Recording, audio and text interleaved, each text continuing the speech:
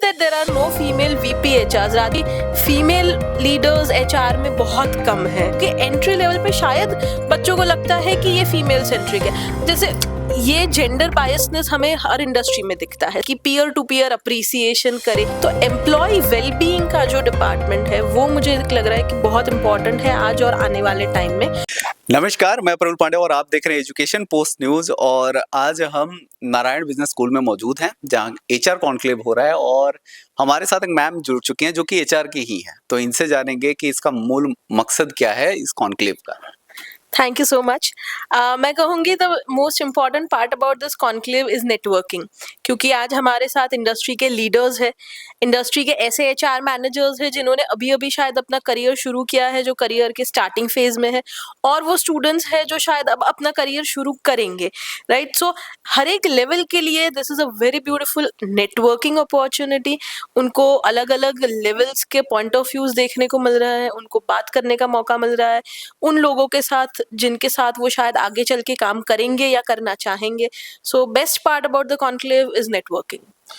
Bit up your introduction so our audience get to know about.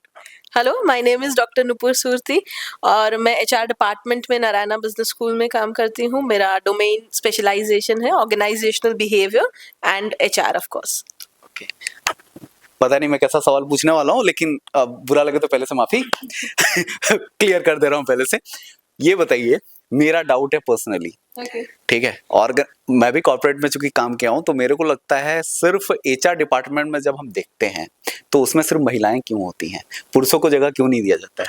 अरे sir, आप देखिए हमारी पैनल में अभी जितने भी HR लीडर्स आए हैं उनमें से हमारे दोनों कीनोट स्पीकर्स आर मेल्स। हमारे जो पैनल डिस्कशन ऊपर हो रहा है उसमें भी एक ही फीमेल है, तो रादर हमारे तो जो 4 HR के गेस्ट है उसमें एक ही फीमेल है सर। ये तो पहले की बात है ना, अभी तो HR जो है वो फीमेल को ही प्रेफर किया जाता है, मेल को क्यों नहीं?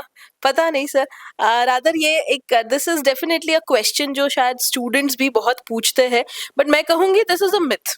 इसमें कोई सच्चाई नहीं है, क्योंकि आज आप किसी भी कंपनी के टॉप कंपनी के VP HRs देख लीजिए कौन है, right, and you will find that there are no female VP HRs। Rather top level management पे स्ट्रगल बिल्कुल ऑपोजिट है कि फीमेल लीडर्स HR में बहुत कम है, राइट। तो दिस इज समथिंग जहां हमें बैलेंस बना के रखना है। जब एंट्री की बात करते हैं स्टूडेंट्स का सवाल बिल्कुल ऐसा होता है जैसे आपका सवाल है कि भाई HR तो लड़कियों के लिए है, तो लड़के आके पूछते हैं हम HR क्यों ले, this is a female centric industry. और जब टॉप लेवल पे हम देखते हैं तो there are no female leaders in HR। तो कहीं पे ये बैलेंस बनाने की डेफिनेटली जरूरत है, but it is a myth कि HR सिर्फ लड़कियों के लिए नहीं, है। एक्चुअल क्या है कि most of the business school में देखा जाता है HR लेने वाले लड़कियों की तादाद बहुत ज्यादा रहती है, लड़कों की तादाद बहुत कम माइनर हो जाते हैं वहां पे। रीजन इज ये जो मिथ चल रहा है यही उसकी वजह है, क्योंकि एंट्री लेवल पे शायद बच्चों को लगता है कि ये फीमेल सेंट्रिक है। जैसे ये जेंडर बायसनेस हमें हर इंडस्ट्री में दिखता है, सिर्फ HR में नहीं। आप स्टेम इंडस्ट्रीज की बात कर लीजिए, साइंस, टेक्नोलॉजी, इंजीनियरिंग, मैथमेटिक्स, तो लड़कियां बोलती है अरे यहाँ तो लड़कों का ज्यादा है, यहाँ पे लड़कियों का काम नहीं है। वो थोड़ा हेजिटेट करती है, हिचकिचाती है, and they don't enter.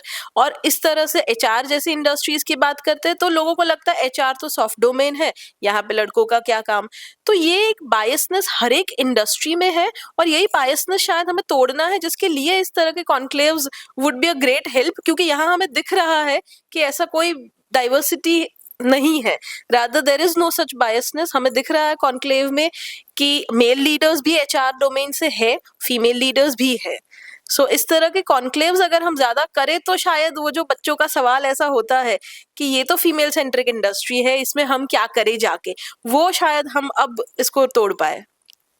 Correct ma'am. Organisational behaviour की जब बात करते हैं तो क्या होता है कि अभी खासकर अभी के टाइम में ज्यादातर कॉर्पोरेट्स में देखा जाता है कि सबऑर्डिनेट्स का मैनेजर के साथ नहीं बन रहा है या फिर कलीग्स के साथ एक दूसरे में नहीं बनता है, जबकि MBA प्रोफेशनल्स HR सबसे पहले ऑर्गेनाइजेशनल बिहेवियर जैसे आप पढ़ाती हैं वो पढ़ के जाते हैं, उसमें सारी चीजें बताया जाता है कि आपको सबऑर्डिनेट्स के साथ कैसे बिहेव करना है, मैनेजर्स के साथ कैसे, एम्पैथिक ट्रेनिंग्स वगैरह सब उसमें इंक्लूड रहते हैं। फिर भी ये लैकिंग क्यों है? आई थिंक आज के टाइम पे because we have technology, because we have AI, तो एचआर का सबसे बड़ा रोल ही है कि ये प्रॉब्लम कंपनीज में हम दूर कर सके। Relationship building, relationship management is a very very important, very crucial part of any career that you are going into. किसी भी इंडस्ट्री में बहुत बड़ा पार्ट हो सकता है आपके लिए पर्सनली भी, आपके करियर बेनिफिट में, आपके करियर ग्रोथ में आपको काम आ सकता है, एंड ऑर्गेनाइजेशन के पॉइंट ऑफ व्यू से भी डेफिनेटली बहुत इंपॉर्टेंट है कि आपके एम्प्लॉयज की एक दूसरे से अच्छी बनती है, टीम बॉन्ड अगर स्ट्रांग है। जैसे हमने अभी सुबह भी सेशन में देखा, सर हमारे जो कीनोट स्पीकर्स आए हैं उन लोगों ने भी बात की कि पीयर टू पीयर अप्रिसिएशन करे, एक ऐसा कल्चर बनाए जहां एक दूसरे की अप्रिसिएशंस दे, एक दूसरे की तारीफ करे, उनके अच्छे पॉइंट्स को एक्सेप्ट करे। तो आज मुझे लगता है एचआर का बहुत इंपॉर्टेंट काम है to build this kind of teams and this kind of culture. अच्छा, अभी जैसे कि इस टॉपिक पे जैसे हम बात करें तो अभी ऑर्गेनाइजेशन में क्या हुआ है कि बड़े से लेके स्टार्टअप में भी अब एक ग्रीवेंस डिपार्टमेंट एक अलग बनाया गया है जो ये सारी चीजों को हैंडल करता है। तो ये पहले नहीं था, टाइम टू टाइम इसको बनाया गया। तो ऐसे फ्यूचर में और क्या क्या डिपार्टमेंट अब चूंकि इसको क्या ना लाइक सब्सिडियरी डिपार्टमेंट्स ऐसे सब ऐड हो रहे हैं, तो फ्यूचर और क्या हो सकता है एचआर में ऐसे? सर जिस तरह से आजकल स्ट्रेस इंक्रीज हो रहा है और हम देख रहे हैं कि बहुत सारे लोग, मैं यंगर जनरेशन नहीं कहूँगी, हर जनरेशन के लोग आजकल मेंटल हेल्थ के साथ बहुत ज़्यादा उनको डिफ़िकल्टीज हो रही हैं and they are having a difficult time coping up with mental health. तो एम्प्लॉय वेलबीइंग का जो डिपार्टमेंट है वो मुझे लग रहा है कि बहुत इंपॉर्टेंट है आज और आने वाले टाइम में। उसके अलावा एचआर के पॉइंट ऑफ व्यू से देखें तो जो अच्छे एम्प्लॉयज़ हैं, आपके स्ट्रॉन्ग की परफॉर्मर्स, वो अब कंपनीज छोड़ के जा रहे हैं, तो रिटेंशन जो है वो भी एक बहुत बड़ा चैलेंज कंपनीज के लिए है। तो मैं सोच रही हूँ शायद एक अलग डिपार्टमेंट विद इन एचआर जो स्पेसिफिकली रिटेंशन एक्टिविटीज पे फोकस करे, उसको भी हम definitely we can see something like that in the future. अच्छा, पहले रिटेंशन रेट बढ़ता दिख रहा था, अब एट्रिशन रेट बढ़ता दिख रहा है अभी के जनरेशन में, अभी के सिचुएशन में। तो आपको क्या लगता है कि ये क्यों हो रहा है, ये चेंजेस इतने क्यों आ रहे हैं? सर जनरेशन्स चेंज होती है, हमारी सोसाइटी भी चेंज हो रही है।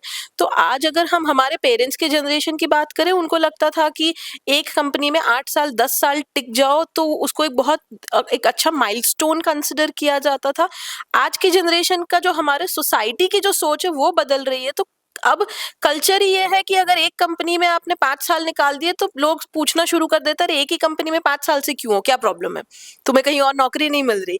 तो एक तो ये है कि सोसाइटी चेंज हो रही है, सोसाइटी की सोच जो है वो चेंज हो रही है। दूसरा एक अच्छी चीज ये है कि इंडियन इकोनॉमी जो है वो बहुत अच्छे से ग्रो कर रही है। तो अब एम्प्लॉयज के पास बहुत सारे ऑप्शंस हैं जो शायद पहले नहीं थे। तो अगर मेरे पास इतने ऑप्शंस हैं तो डेफिनेटली हर एम्प्लॉय उस ऑप्शन को एक्सप्लोर करना चाहेगा। तो पहले शायद इतने ज्यादा ऑप्शंस मार्केट में नहीं थे, इसलिए एक कंपनी में हम 5 साल 10 साल निकालते थे। अब इतने सारे ऑप्शन है, इतनी सारी कंपनीज सामने से अप्रोच करती है जॉब्स के लिए, तो अपॉर्चुनिटीज भी है और सोसाइटी का माइंडसेट भी चेंज हुआ है। सो दोनों रीजंस मुझे लगता है जिसकी वजह से रिटेंशन बहुत बड़ा प्रॉब्लम है। कोई टिप्स लाइक आप देना चाहेंगी हमारे एचआर जो कि फ्यूचर जनरेशन आने वाला है, अपना देख रहा है एचआर में, उसके लिए? Every generation struggles with their own challenges and with their own opportunities. मैं बस यही कहूँगी कि आपके पास बहुत बड़ा टूल है एआई, इस टूल का सही इस्तेमाल करना सीखे, इसको इस तरह से यूज़ करना सीखे कि ये आपका एड बन सके। ये आर्टिफिशियल इंटेलिजेंस और ह्यूमन इंटेलिजेंस अगर एक साथ मिल जाए तो मिरेकल्स हो सकते हैं। बस उनको मिलाना है, ना कि आर्टिफिशियल इंटेलिजेंस ह्यूमन इंटेलिजेंस को ढक दे। तो इन दोनों का एक कॉम्बिनेशन चाहिए, एक इंटीग्रेशन और कोलैबोरेशन होना चाहिए जो कि आने वाली जनरेशन्स डेफिनेटली ला सकती है। बहुत बहुत धन्यवाद मैम, आपसे बात करके काफी अच्छा लगा। Thank you so much. Thank you.